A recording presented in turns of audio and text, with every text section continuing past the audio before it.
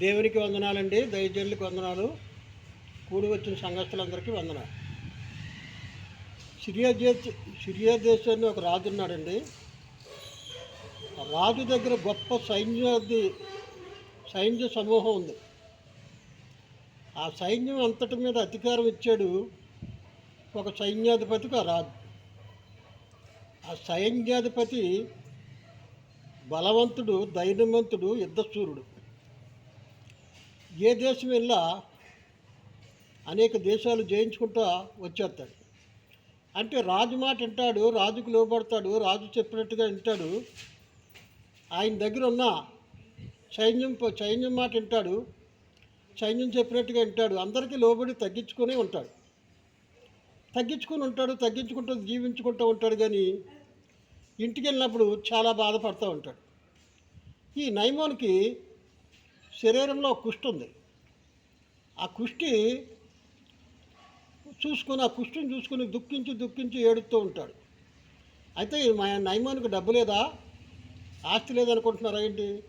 డబ్బుకి కానీ ఆస్తికి కానీ కొదువు లేదు, ఎండి బంగారాలకు కానీ కొదువు లేదు. అయితే ఎన్నో చోట్ల తిరిగాడు, తిరిగి అలిచిపోయాడు. కానీ అది ఆ కుష్టి తగ్గట్లా. అప్పుడు దేశాన్ని జయించుకుంటూ వస్తున్నప్పుడు దారిలో ఒక పిల్ల కనబడుతుంది. ఆ పిల్లని తీసుకొచ్చి ఇంటికాడ పెట్టుకొని పని చేయించుకుంటూ ఉంటారు. కొన్నాళ్ళ పాటు ఆ పిల్ల పని చేసిన తర్వాత ఈ నయమాన్ని ఓసారి చూస్తుంది. శరీరం అంతటికి ఒక లబ్బర్ చర్మం తొడిగించుకుని ఉంటాడు. ఆ స్థానానికి వెళ్ళినప్పుడు ఏం చేస్తాడంటే చర్మాన్ని పీక్కుంటూ ఉంటే ఆ చర్మం నుంచి సీమి రక్తం కారుతూ ఉంటుంది. అప్పుడు ఆ పిల్ల ఆశ్చర్యపోయి ఉంటుంది, అమ్మా రాజుగారు ఏంటమ్మా ఇలాగున్నారు, నేను మాట చెప్తానమ్మా, నా మాట ఇనే ఫలం అయితే అని చెప్పి ఆవిడికి చెప్తుంది.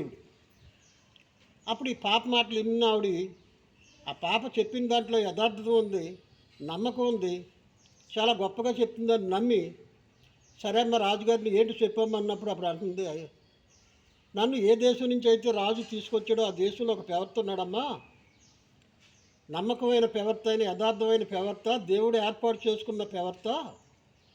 ఆయన ఏదంటే జరిగిపోద్దమ్మా. ఆయన దగ్గరికి కనుక ఈయన తీసుకెళ్తే ఈ కుష్ఠరోగం పోద్దమ్మా అని చెప్పి ఆవిడికి చెప్పింది.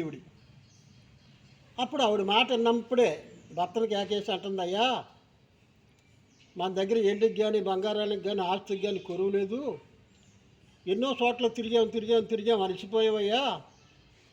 ఈ పాప చెప్తుంది, ఏదో దేశాన్ని ఒక ఆయన ఉన్నాడంట, ఆ ప్రవర్త దగ్గరికి వెళ్తే ఆ ప్రవర్త మన ఒంటి మీద ఉన్న రోగాన్ని పోగొడతాడంటే దేవుణ్ణి అడిగి అక్కడికి బయలుదేరి వెళ్దామయ్యి అన్నప్పుడు ఆ మాటకి లోబడ్డాడు.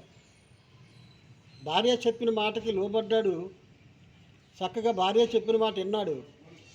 ఆ దేశ రాజుకి ఒక లెటర్ రాసి పంపించాడు. ఆ దేశ రాజుకి ఒక లెటర్ రాసి పంపించినప్పుడు, నీ దేశంలో నాకున్న కుష్టి పోద్దంట, నీ దేశానికి నేను వస్తున్నాను, నా కుష్టి పోద్దని చెప్తున్నారు, నీ దగ్గరికి నేను వస్తున్నాను బయలుదేరని చెప్పినప్పుడు అప్పుడు ఈ రాజు అనుకుంటాడు, ఇదేంటి ఆయన కొంటి కూర్చుంటే నాకు పోవడం ఏంటి, నా దగ్గరికి వస్తే నేను పోగొడతాం ఏంటి, ఆ కుష్టి రోగం పోగొడటానికి ఏ వంక దొరకలేదు లాగుంది ఈయనకి, అన్ని దేశాలు జయించుకుంటూ పోతున్నాడు, ఇక నా దేశం కూడా జయించుకుపోతాడేమో అని చెప్పి ఎంతో కంగారు పడి ఒంటి మీద ఉన్న వస్త్రాలు చింపుకున్నట్టుగా మనం బైబిల్ గ్రంథంలో చూస్తున్నాం. ఒంటి మీద వస్త్రాలు చింపుకుంటాడు. ఈ లోపల ఇవన్నీ ఎవరు చూస్తున్నారు? ఎలిసా ప్రవర్త గదిలో ఉండి చూస్తుండే అంటున్నాడు, శిష్యుని పంపించి రాజుగారిని కంగారు పడద్దని చెప్పు, ఎవరైతే రాజు దగ్గరికి వస్తారో ఆ రాజుని తిరిగి నా దగ్గరికి పంపించమని చెప్పు, ఆయన సంగతి ప్రవర్త గారు చూసుకుంటాడంటని చెప్పి రమ్మని పంపుతాడు. అప్పుడు ఆ రాజుగారి దగ్గరికి వెళ్ళి నువ్వేం కంగారు పడద్దు, ఆయన నీ దగ్గరికి వచ్చినాడు, మా దగ్గరికి పంపమని చెప్పి కౌరు చెప్పి వచ్చేస్తాడు. అప్పుడు ఒక రథం నిండా బంగారం, ఒక రథం నిండా ఎండి, ఒక రథం నిండా కొత్త వస్త్రాలు, ఒక రథం నిండా డబ్బు వేసుకుని రథాలు వేసుకుని బయలుదేరి ఈ రాజు వచ్చాడు. ఈ రాజుగారి దగ్గరికి వచ్చి కలిసినప్పుడు ఈ రాజుని అంటాడు, అయ్యా ఫలానా దగ్గరికి వెళ్తూ ఒక ప్రవర్త ఉన్నాడు, ఆయన దగ్గరికి వెళ్తే మీరు వచ్చిన పని అయిపోద్దాయి అని చెప్తాడు. అప్పుడు ఈ రథాలు వేసుకుని ఆయన దగ్గరికి వెళ్ళి నించుని ఆ తలుపు కాడ నిల్చుంటేప్పటికి దూరం నుంచి వచ్చేటప్పటికే ఈ దైవజనుడు అలా గమనిస్తాడు. గమనించి ఆయన దగ్గర ఉన్న శిష్యుడిని కేకేసి అంటాడు, అగో ఎవరో నా దగ్గరికి పని మీద వస్తున్నారు, ఆయన్ని యార్దాను నదిలోకి వెళ్ళి 7 సార్లు మునగమను, ఆయన వచ్చిన పని అయిపోద్దని చెప్పు అని చెప్పి ఈ శిష్యుడితో చెప్తాడు లోపల ఉన్న దైవజనుడు. అప్పుడు వాళ్ళు గబగబా వస్తారు.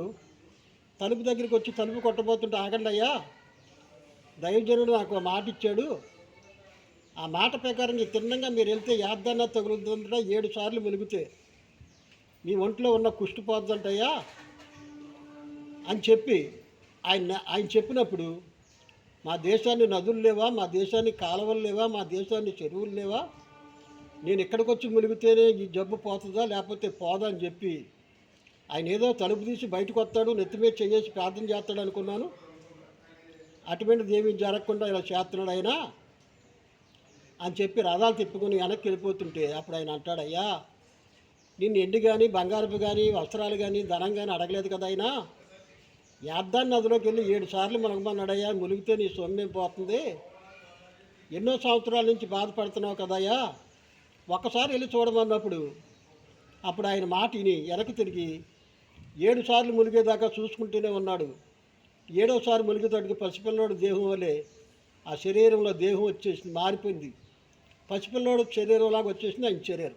అప్పుడు ఆశ్చర్యపోయి మళ్ళీ వెనక్కి తిరిగి వచ్చి ఆ రథాలు ఆయన గుమ్మం కాడ ఆప అంటున్నాడు, అయ్యా నువ్వు చెప్పినట్టుగా నా శరీరం మారిపోయిందయ్యా, నాకు ఎంతో సంతోషంగా ఆనందంగా ఉందయ్యా, ఈ ఎండి బంగారం వస్త్రాలు ధనం అన్నీ నీ గురించే తెచ్చానయ్యా, తీసుకోండి అని చెప్పి అడుగుతాడు.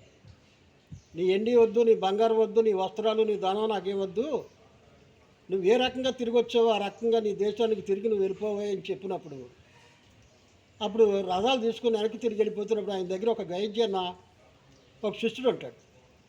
ఆ శిష్యుడు ఏంటి ఇంత ధనం తీసుకొని చెప్తానంటే తీసుకోవట్లేదు, పోనీ ఆయన తీసుకోకపోతే తీసుకోపోయాడు, నాకైనా కొంత ధనం ఇప్పించలేకపోయాడినా అని చెప్పి ఆశపడి కొద్ది లెక్క వెళ్ళిపోయి వెనకాల వెళ్ళి, అయ్యా మా ఇంటికి మా అయ్యగారి దగ్గరికి ఎవరో పరదేశులు 2 వచ్చారయ్యా, ఏదో కొద్ది ధనం అవసరం అంటున్నారు, ఇవ్వండి అని అన్నప్పుడు నీకు ఎంత కావాలంటే అంత పట్టుకెళ్ళని చెప్పి అంటారు.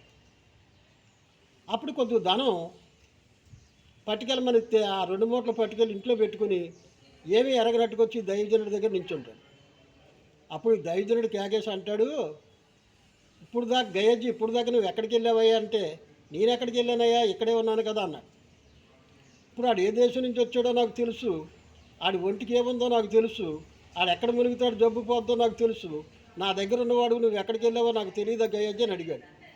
అప్పుడు ఎంతో భయంకరంగా బాధపడినప్పుడు కూడా అంటున్నాడు, ఆడు ఏ దేశం నుంచి వచ్చి మన దేశంలో కుష్టి పోగొట్టుకున్నాడో ఆ కుష్టి నీకు నీ బిడ్డ తరాలకి వచ్చేస్తుందే అని చెప్పాడు. ఎమ్మటే ఆ నయమోని ఒంటి మీదకి కుష్టి వచ్చేసింది.